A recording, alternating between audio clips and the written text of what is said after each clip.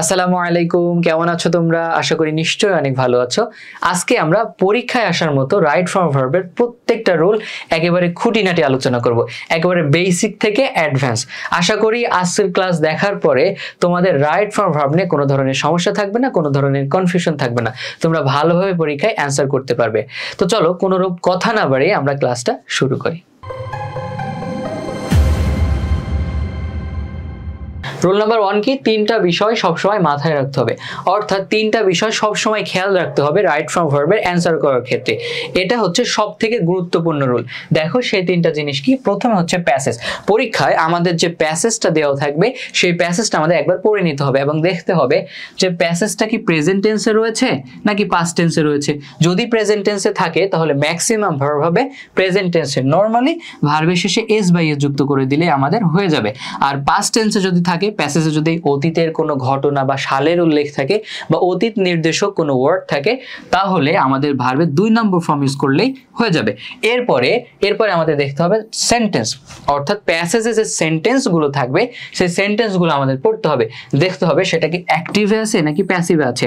যদি প্যাসিভে থাকে তাহলে প্যাসিভের নিয়ম অনুসারে আমাদের কি করতে হবে? ভার্বের রাইট ফর্মটা বসাতে হবে। আর এরপরে আমাদের দেখতে হবে সাবজেক্ট। সেন্টেন্সে যে সাবজেক্ট রয়েছে সেই সাবজেক্টের প্রতি আমাদের খেয়াল রাখতে হবে। রাইট ফর্ম ভার্বের অ্যান্সার করার ক্ষেত্রে সবসময় সাবজেক্টের প্রতি খেয়াল রাখতে হয়। তো দেখতে হবে যে সাবজেক্টটা কি সিঙ্গুলার নাকি প্লুরাল। সাবজেক্ট দ্বারা কি একটা মাত্র ব্যক্তি বা বস্তুকে বোঝাচ্ছে নাকি হচ্ছে 2 বা ততোধিক ব্যক্তি বা বস্তুকে বোঝাচ্ছে।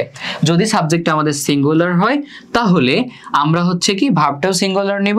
যদি সাবজেক্টটা আমাদের প্লুরাল হয় তাহলে ভার্বটাও আমরা প্লুরাল নিব। তাহলে কয়টা বিষয় খেয়াল রাখতে হবে? 3টা বিষয়। প্যাসেজের ভিতরে যে সেন্টেন্স থাকে সেটা, আর সেন্টেন্সের ভিতরে যে সাবজেক্ট থাকে সেটা, 3টা বিষয়। ওকে,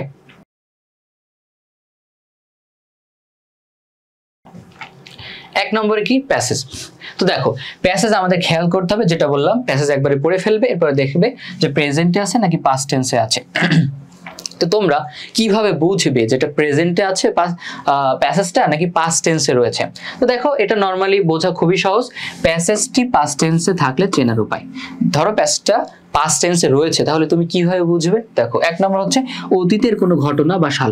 অতীতের কোনো ঘটনা বা সাল যদি থাকে, 1971 সাল, 1969 সাল, 1952 সাল, এরকম অতীত কোনো সাল যদি থাকে তাহলে সেটা হচ্ছে প্যাসেজটা আমাদের পাস্ট টেন্সে রয়েছে। দ্বিতীয় হচ্ছে কি? প্যাসেজের ভার্ব V2 হওয়া, অর্থাৎ প্যাসেজে যে অন্যান্য ভার্ব রয়েছে সেই ভার্বগুলো যদি ভার্বের 2 নম্বর ফর্ম হয় তাহলে সেটা পাস্ট টেন্সে রয়েছে, মানে প্যাসেজটা পাস্ট টেন্সে রয়েছে। আর 3 নম্বর কি? অতীত নির্দেশক কোনো ওয়ার্ড। প্যাসেজে যদি এমন কোনো ওয়ার্ড থাকে যেটা অতীতকে নির্দেশ করে তাহলে সেটা পাস্ট টেন্সে রয়েছে। এগুলোর আমাদের ব্যাখ্যা সামনে আসছে। তো দেখো যদি এই 3টার কোনোটা থাকে তাহলে প্যাসেজটা পাস্ট টেন্সে রয়েছে, যদি না থাকে তাহলে প্রেজেন্ট টেন্সে রয়েছে। এভাবে বুঝে নিবে। ওকে, সো এগুলোর আমরা একটু ব্যাখ্যা দেখি। দেখো অতীতের কোনো ঘটনা বা সাল। এক্সাম্পল দেখো, ম্যানি পিপল, অনেক মানুষ, ড্যাশ স্যাক্রিফাইস দেয়ার লাইফ, তাদের জীবনকে উৎসর্গ করেছিল ফর বেঙ্গলি ল্যাঙ্গুয়েজ, বাংলা ভাষার জন্য, ইন 1952 1952 সালে। তো দেখো 1952 সাল হচ্ছে একটা অতীত সময়, ভাষা আন্দোলনের সময়, অতীতের একটা সময় বা সাল বোঝাচ্ছে।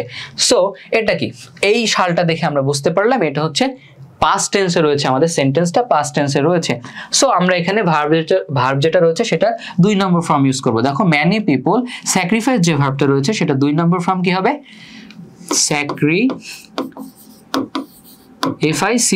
স্যাক্রিফাইসড। ওকে, ভার্বের 2 নম্বর ফর্ম হচ্ছে স্যাক্রিফাইসড।